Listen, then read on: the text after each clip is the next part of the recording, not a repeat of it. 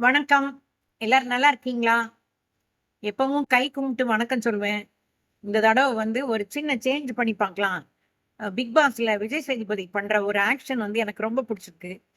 நம்ம அன்பு செய்ற தோழிகள், தோழர்கள் அவங்களுக்கு அ அந்த அன்ப காட்டுற மாரி ஒரு செய்வோம், ஆக்ஷன் செய்வோமே அப்படின்னு நெனச்சேன். சரியா வருதான்னு தெரியல. Love you all. ஓகே. இப்ப வந்து இந்த வாரம் நான் வாசிக்கிறது ஒரு தோழியோட கத தான். அந்த தோழி வந்து கௌசல்யா ராஜ் அவங்க பேரு. எனக்கு பொதுவாவே வந்து நண்பர்கள் ரொம்ப அதிகம். நண்பர்கள் ரொம்ப அதிகமா இருக்கிறதுக்கு ஒரு முக்கியமான காரணம் என்னன்னா, நான் பழகுன யாரையுமே விடமாட்டேன்.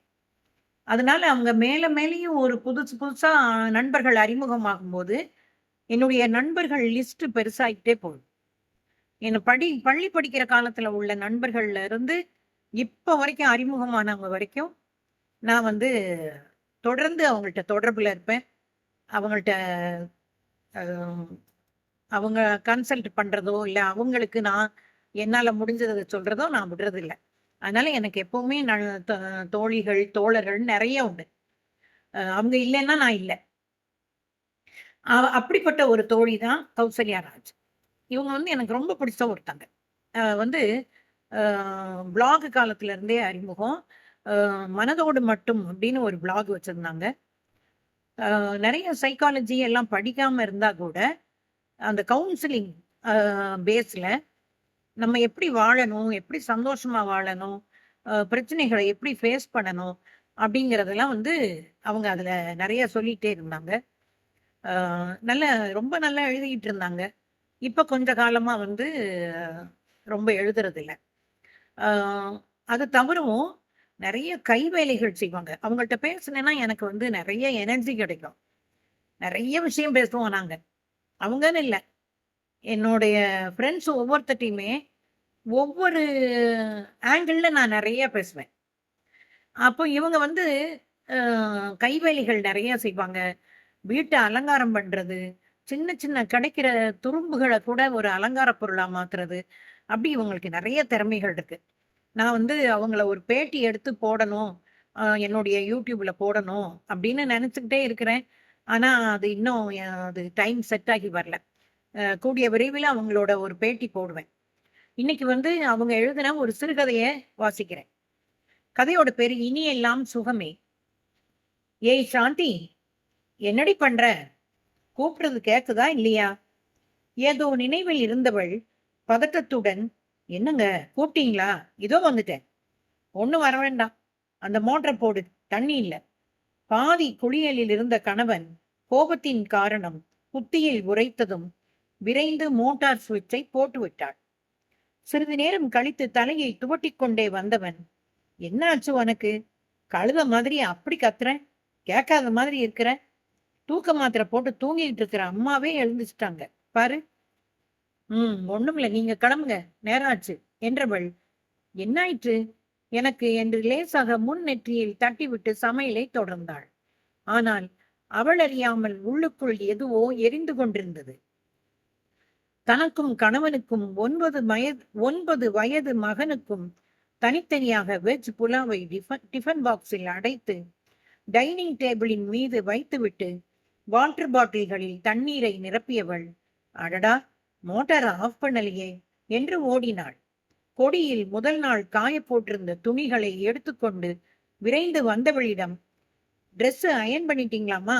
என்று கேட்டபடி வந்து நின்ற மகனிடம், "இருடா, வேலை பார்த்துட்டு இருக்கேன்ல, வரேன் போ." வரமாட்டேன், போமாட்டேன், நீ வந்தாதான்" என்று மகன் சிணுங்க, "போ சொல்றேன்ல, எப்ப பாரு ஒரே அடம்" என எரிந்து விழ அவனது சிணுங்கல் அழுகையாக மாறிவிட்டது. பேரனின் அழுகுரல் கேட்டதும் பதறி ஓடி வந்த கல்யாணி, "சாந்தி, என்னது சின்ன குழந்தைய அழ வச்சுக்கிட்டு இருக்கிற?" "பின்ன என்ன அத்த, எனக்கு 10 கையா இருக்கு. வரேன் போன்னு சொன்னா கேட்க மாட்டான். இந்த வயசுல என்ன அவ்வளோ பிடிவாதம்?" என்று பொரிந்து தள்ளிய மருமகளை ஆச்சரியமாக பார்த்தபடி, "நல்ல வேளை மகன் மாடி ரூம்ல இருந்ததுனால இங்க நடந்த கலேபரம் தெரியல" என்ற நிம்மதி பெருமூச்சுடன் பேரனை அணைத்தபடி பீரோவில் இருந்த அவரது யூனிஃபார்ம் துணிகளை எடுத்தார். காலை நேர பரபரப்பு இது எல்லார் வீட்லயுமே இருக்கிறது. அம்மா ஏன் பாட்டி என்ன திட்டுறாங்க என்ற பேரனின் கேள்விக்கு, அது ஒண்ணுமில்ல குட்டிமா, ஆபீஸ் டென்ஷன். நீ குளிச்சுட்டு வா, நான் அயன் பண்ணி வைக்கிறேன் என்று பேரனை பாத்ரூமுக்குள் அனுப்பிவிட்டு அயன் பண்ண தொடங்கினார். நீங்க ஒன்னும் பண்ண வேண்டாம், போய் ரெஸ்ட் எடுங்க அத்த. உங்க மகன் பார்த்தா என்னத்தான் திட்டுவாரு என்று வெடுக்கென்று அயன் பாக்ஸை பிடுங்கினாள். சரிம்மா, பார்த்து அயன் பண்ணு என்றபடி ரூமை விட்டு வெளியே வந்தவளின் மனம் ஒரு நிலையில் இல்லை.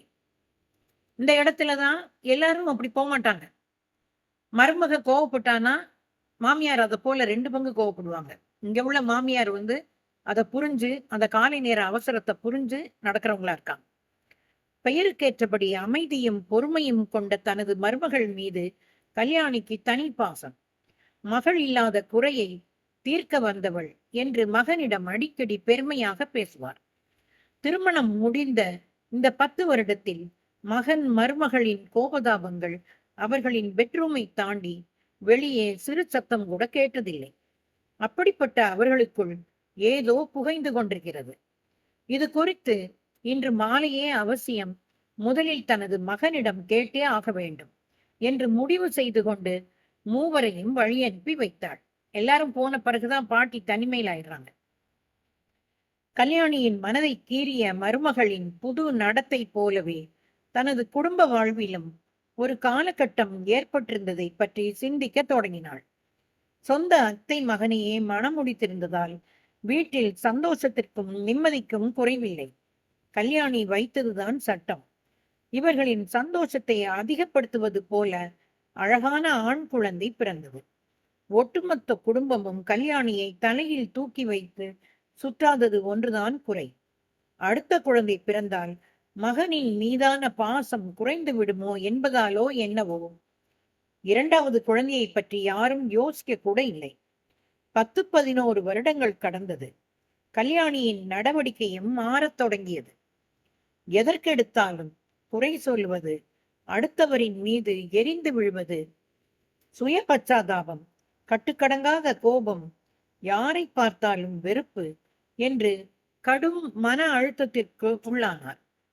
தான் ஏன் இவ்வாறு இருக்கிறோம் என்ற கேள்வியை தனக்குள் பலமுறை கேட்டுக்கொண்டவள் பாலிய சிநேகிதியை சந்தித்ததும் தனது மனக்குமுறல்களை கொட்டிவிட்டார். தன்னிடம் அன்பாக இருப்பதில்லை, யாரும் புரிந்து கொள்வதில்லை, வாழ்க்கையே வெறுப்பாக இருக்கிறது, என்ன பண்ணனே தெரியல என்று கண் கலங்கி இருக்கிறார். சிநேகிதி ஒரு மருத்துவர் என்பதால் எப்போதெல்லாம் கோபம் வருகிறது, எந்த நாட்களில் வெறுப்பாக இருக்கிறாய் என்று கேட்டு தோழியின் நிலையை ஊகித்து புரிந்து கொண்டார். இது பெண்களுக்கே உள்ள பிரச்சனை. கரெக்டா அந்த இடத்தை டச் பண்றாங்க. பெண்களை நீங்க நல்லா புரிஞ்சுக்கிறணும். அவங்களுக்கு உடல் ரீதியா நிறைய மாற்றம் வரும். ஒரு பெண்ணு மெச்சுவர் ஆன உடனே, அதுக்கப்புறம் ப்ரீ மெனோபாஸ், போஸ்ட் மெனோபாஸ், இப்படி அவங்களுக்கு பீரியட் டைம்ல அப்படி அவங்களுக்கு நிறைய மனச்சிக்கல்கள் உண்டாகும். அதை வீட்டுல இருக்கிறவங்க புரிஞ்சுக்கிறோம். பிரச்சனை உன்னிடம் இல்லை, உனது பெட்ரூமில் இருக்கிறது. உனக்கு புரியும் விதத்தில் சொல்லணும்னா, உடலில் சுரக்கும் ஹார்மோன்கள், அதனால் உடலில் ஏற்படும் உணர்வுகள், உணர்ச்சிகள் ஒரு பெண்ணின் மனநிலையை தலைகீழாக மாற்றக்கூடிய வல்லமை கொண்டது. சில சமயங்களில் மிகச் சிறப்பாக நடந்து கொள்ளும் ஹார்மோன்கள் பல நேரங்களில் ஏடாகூடமாக நடந்து பெண்ணின் வாழ்க்கையையே கேள்விக்குறியாக மாற்றிவிடும். ஆனா இது புரியாம நம்மளை சுத்தி இருக்கிறவங்கள நாம குறை சொல்லிக்கிட்டே இருப்போம். நாமளும் குறை சொல்வோம். நம்ம எதனால அப்படி நடந்துக்கிறோம் அப்படிங்கறது புரிஞ்சுக்கிறாம அவங்களும் குறை சொல்லுவாங்க நம்மள. கணவனின் லேசான அன்பான அணைப்பு ஒன்று போதும் அலையடித்துக் கொண்டிருக்கும் பெண்ணின் மனதை இயல்புக்கு கொண்டு வர. இது கிடைக்காத போது இனம் புரியாத கோபம், எரிச்சல், வெறுப்பு போன்ற எதிர்மறை அதிர்வுகளை உடல் வெளிப்படுத்தும். இதனால்தான் தனது மனது சிக்கலுக்கு உள்ளாகிறது என்பதே பெரும்பாலான பெண்களுக்கு புரியாது. தன்னை உணர்ந்த பெண் சூழ்நிலைகளை, மனிதர்களை சமாளித்து வெற்றி பெறுகிறாள்.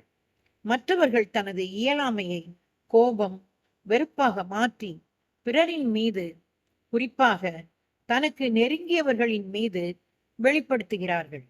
யாரு ஈஸிலி அவைலபிளா இருக்காங்களோ அவங்க மேல கோபத்தை காட்டுறோம். சொன்னால் நம்ப மாட்டாய், இந்த ஹார்மோன்களை கண்டுக்கலைனா எந்த லெவலுக்கும், ஏன் கொலை, தற்கொலை வரைக்கும் கொண்டு போயிடும்.